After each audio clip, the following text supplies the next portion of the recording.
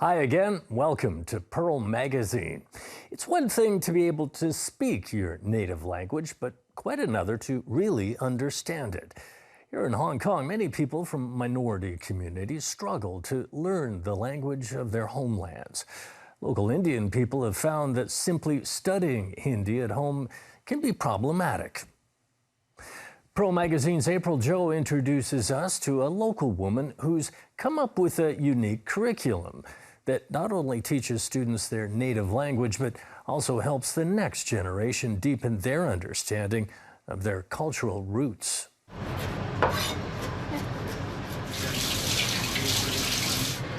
I'm cooking now palak paneer. It's made of spinach and cottage cheese.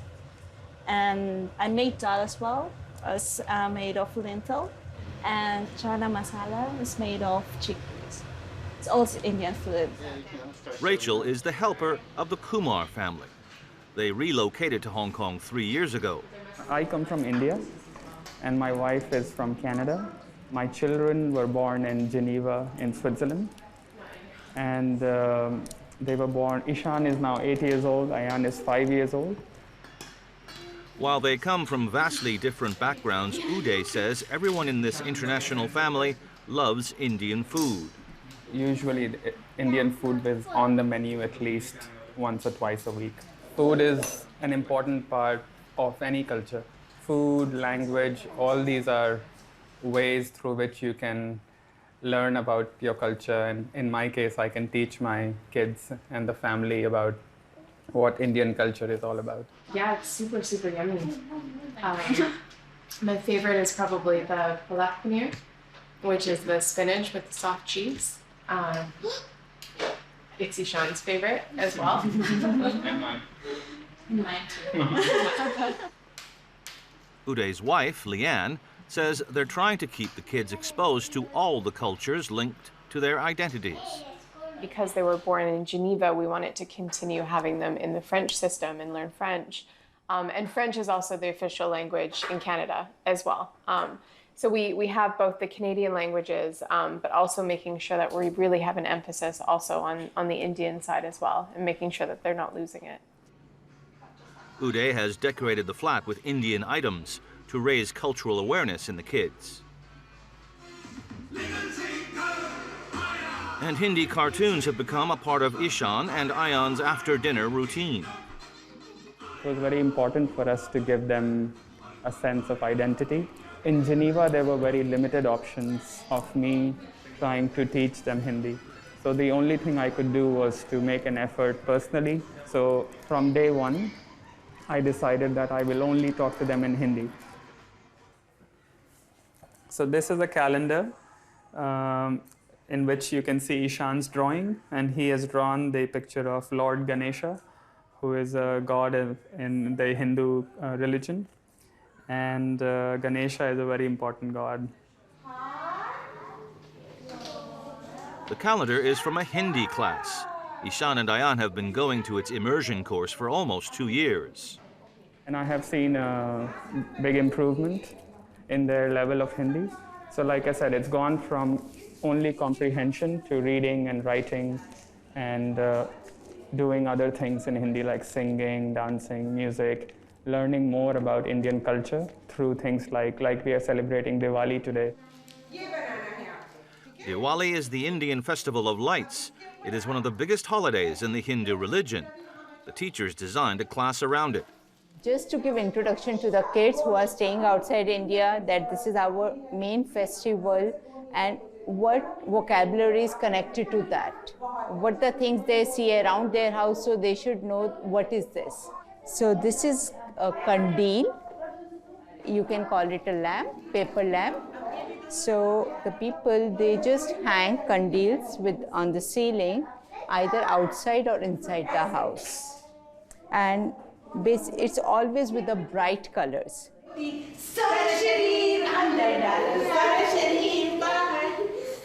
Some of the other students have Indian parents, but were born in Hong Kong. We are originally from Mumbai. We moved to Hong Kong about 9 years ago. It's not only about how to speak the language or how they're learning how to read the language, how to write the language, which is not something that I can teach them at home. And it's just not language, it's also culture. So it's a larger part of the whole upbringing that you want to give your child. Inspired by the same idea, the program creator says some 6,800 students have already benefited from the course. Her ambition started after she settled here with her family in 1999. My daughter was born here. My son was 3 when we moved. But they were practically non-native speakers of the language. As we took our children around to their different activities, sports, and we came across a multitude of nationalities, our friends and our social interactions, wherein they were all immensely proud of speaking in their own native language and preserving their cultural identity. So that got me thinking, and that spark was ignited. From the beginning, she knew that speaking a language could be quite different from teaching it. There had to be a methodology. It was very challenging in the earlier years, primarily because there were no learning aids available, nothing. Even for flashcards or for books or for the quality and the content that I wanted to present to an international audience, it was sorely missing. So I did not straight away just get up and launch the program. She spent half a year on research before she realized how logical and scientific Hindi was. A curriculum began to take shape. She recruited teachers. They designed and made the teaching materials themselves. Our teachers create them from scratch. We do research, okay, this particular craft is suitable for this festival. And then that is how and students are always motivated. It's been 15 years since the school opened. It only started intensive one-on-one private classes for adults 6 years ago. Ria Schmidl is one of those adult students. Today, she's attending her 5th lesson in the program. Namaste. Namaste. I'm originally from Germany and India. I was born in Switzerland. I've lived here for 12 years. When we were growing up, we were speaking German outside. So my dad was speaking German, my mom was speaking English. But I did learn to understand a little bit of Hindi from my mom and my family and her friends and my family friends because they all spoke Hindi. Ria is learning Hindi now for practical needs. I'm learning Indian classical singing. I need to learn the pronunciation. I think the main reason that pushed me to come right now, but I also need to learn the language because I am half Indian and my family is actually moving back to India. Her Indian music teacher suggested she take the class. Ria is picking up the elementary things very quickly, but her studies continue. For adult students who come to us, each of them has a unique need. Her guru told me that she has to work on her pronunciation. So I then designed the program for her in the sense that there was more work on pronouncing the aspirated and the unaspirated vowels and the alphabets, the vyanjan, what we call the consonants. So which part of the mouth it comes out from, like the first line, the first line comes out from here, from the throat. Second line comes out from here. Third, fourth, and the per line comes out from the lips. So all that I have to work on with her. Ria is spreading Indian culture too. She was invited to be a guest performer at an Indian classical music workshop at the Hong Kong Baptist University. Her teacher guru is the lecturer there. He's spreading the Indian culture because he's educating the students that study music in Baptist University and giving them an insight to what Indian music is. I'm kind of just a part of helping him get that message across to his students.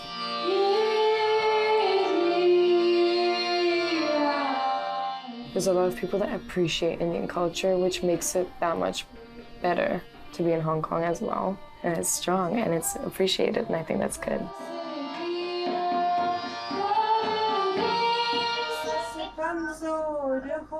The school has recently expanded to an online platform. The courses can now be picked up outside of Hong Kong in other expatriate Indian communities like Singapore, the Philippines, and beyond. I got this channel to also expand my horizon because the amount of connections, cultural connections I have myself made, for example, connecting the Dragon Boat with the Boat Festival in India, the Kite Festival in India, in Thailand, and so many other Asian countries. These things are very, very nice to know and to spread and to share with everyone around. Uday and Lian are also trying to strike a balance for their kids between being international citizens and preserving personal cultural roots.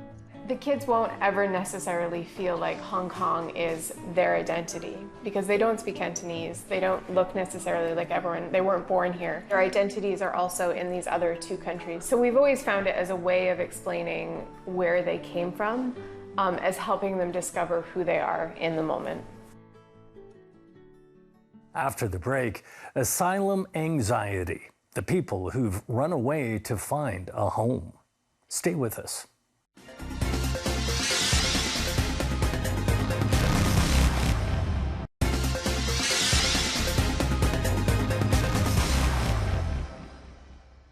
Welcome back. In Hong Kong, roughly 12,000 people are seeking refuge here as asylum seekers. Most of these refugees have come from various regions in the Middle East, North Africa, South Asia, and the Pacific, often fleeing war, economic turmoil, extreme hardship, and sometimes unspeakable cruelty. But while they wait for processing, their futures are uncertain, and many struggle with poverty with no place to call home. Reporter Tina Jiang shows us how some of these people are coping with trauma and rediscovering their confidence as they wait and hope.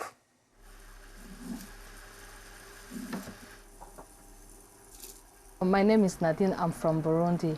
I'm a single mom.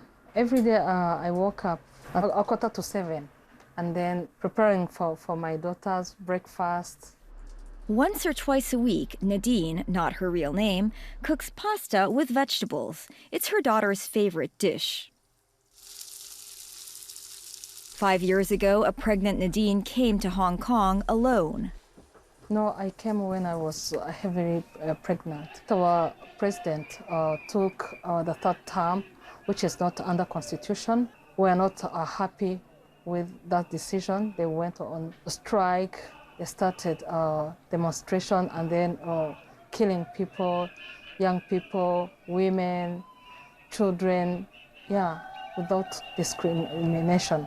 Because of my activity, my political affiliation, and then also because of my ethnic, I was so threatened. Then I decided to leave. Burundi fell into political instability in 2015. Nearly 35,000 of Burundi's 11 million population fled. Nadine is one of them. She first went to Rwanda, a neighboring country, but after several months, Rwanda also became unsafe when the Burundian government sent spies. I wanted a place far from where I am because I have bad memories and experience. So she fled to Hong Kong. Initially, she was placed in a shelter living with smokers and drug users. Shelter is in and out of different people, different behavior. I cannot sleep well. At that time, I had high blood pressure, and then the doctor said that it's very risky. I can die or the child may die. Luckily, the delivery was a success. Soon after that, she managed to find a small subdivided room to live in. Nadine comes from a well-off family in Africa. She's a college graduate, but that only makes it harder to accept the life that she's now forced to live, that of an asylum seeker.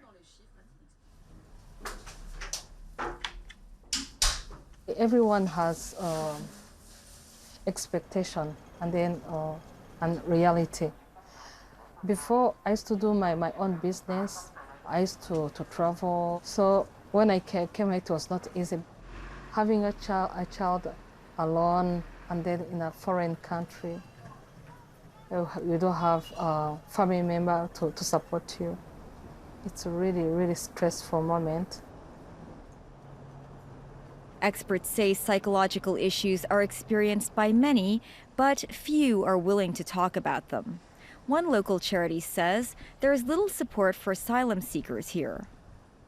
They really suffer from post-traumatic stress disorder, which manifests itself through a large variety of symptoms. It can be depression, hypervigilance, anxiety, social isolation, suicidal tendencies.